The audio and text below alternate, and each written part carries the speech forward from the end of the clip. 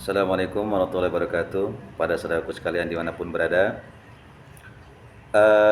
para habaib yang kita kenal sebagai juri Rasulullah SAW di dalam mengisi kemerdekaan bangsa Indonesia ini sangat begitu luar biasa pengaruhnya. Bagaimana mereka mengajarkan kepada kita ini di dalam ikut mengisi dan peduli terhadap kemerdekaan bangsa Indonesia. Artinya peranan mereka ini begitu luar biasanya mengajarkan kepada kita agar peduli dengan nasib bangsa. Kalau dulu kita dalam dunia perpolitik jarang peduli, siapapun pemimpinnya masa bodoh. Jadi kita dulu mah jauh dari politik, umat Islam dulu jauh dari politik, nggak ada yang merespon politik seperti sekarang ini. Kenapa? Sekarang umat Islam ini peduli dengan para calon-calon, ya, dari capres, cawapres, kemudian legislatif, karena kita udah mendapat pencerahan dari para habaib-habaib yang mereka ini kepada kita itu mencerdaskan, karena berpolitik bagian daripada tanggung jawab kita kepada bangsa dan negara. Jadi peran habaib ini begitu luar biasa dalam mengajarkan kepada kita itu, dalam mencerdaskan kita dalam urusan berbangsa itu.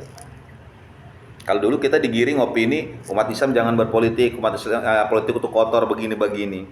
Akhirnya politik diisi oleh rampok-rampok, oleh orang-orang jahat yang menjadikan politik sebagai alat untuk kerakusan diri dia itu, kekuasaan diri dia. Tapi ketika para habaib ini udah mulai dengan para kiai ya, sudah mulai mengajarkan kita tentang kepedulian berpolitik, akhirnya terbuka masyarakat awam, para santri, para kiai, umat Islam, kebuka semua. Akhirnya sekarang kita udah mulai pandai memilih. Jadi orang-orang penjahat ini yang mereka rakus-rakus dengan kekuasaan, mereka yang tidak mengerti dengan urusan bangsa dan negara, kita nggak pilih. Jadi kita selektif. Jadi benar-benar memilih sosok-sosok yang memang peduli dengan bangsa, menjadikan jabatan sebagai amanah yang benar-benar dia memang bisa mengurusi bangsa. Itu yang kita pilih. Bukan cuma sekedar dia mampu, sekedar dia seolah-olah dia berkampanye begini-begini, enggak. Nah, ini peran habaib selama ini begitu. Makanya dalam Kisrun Nasrab, bagaimana habaib ini ingin dijauhkan daripada umat Islam. Bagaimana peranan habaib dalam dunia politik ini ditinggalkan oleh umat Islam. Siapa pelakunya? Ya pasti penggiringan opini ini dilakukan oleh orang-orang yang anti habaib dan orang-orang yang ada kepentingan dalam dunia politik, yang mereka terganggu dengan ilmu-ilmu ya yang diajarkan para habaib kepada umat Islam dalam dunia perpolitikan. Jadi dibolak-balik, seolah habaib ini jahat, seolah habaib ini adalah penjajah, seolah antek-antek Belanda, antek-antek asing, seolah habaib ini adalah keturunan Yaman, mereka ini adalah para penjahat. Ini yang ngomong ini justru yang dipertanyakan, silakan siapa mereka itu. Karena faktanya selama kita hidup kita nggak pernah lihat begitu dengan para habaib. Jadi ada penggiringan opini, ya, terus hoak-hoak. Kalau para habaib dalam kita berkampanye atau memilih paslon, nggak boleh kita menyebar hoak, nggak boleh. Jadi justru mereka mengajarkan kita membalas hoak dengan hak. Jadi membalas kebohongan dengan kebenaran.